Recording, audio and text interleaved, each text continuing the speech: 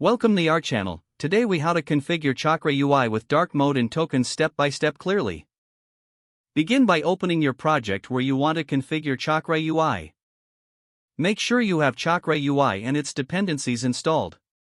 If you haven't installed them yet, run the command npm install a Chakra UI /reacted emotion /styled framer motion. Next, locate your main application file, commonly index.js or app.js. Import the Chakra provider from a Chakra UI/React at the top of your file. Wrap your application component with the Chakra provider to enable Chakra UI features. To implement dark mode, you will also need a theme configuration.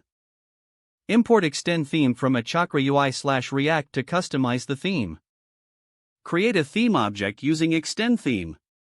In the theme object, set up the config property to enable dark mode. Add initial color mode set to light and use system color mode set to false. Define your color tokens by specifying the colors for light and dark modes. To add custom color tokens, create a colors property in your theme object.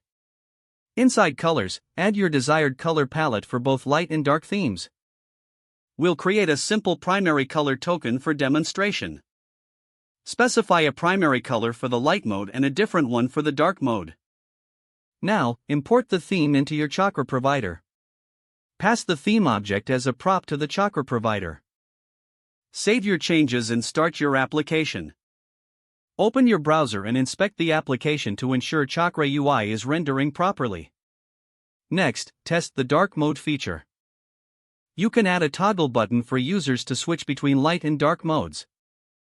Set up a useState hook to manage the current theme mode. Create a button that toggles between light and dark modes. When the button is clicked, update the state to switch modes. Integrate Chakra UI's Use Color Mode hook to simplify theme toggling. Once everything is set, verify that the button successfully changes the mode. Make adjustments to your color tokens as needed for better visibility. Don't forget to like this video and subscribe to our channel for more step-by-step tech guides.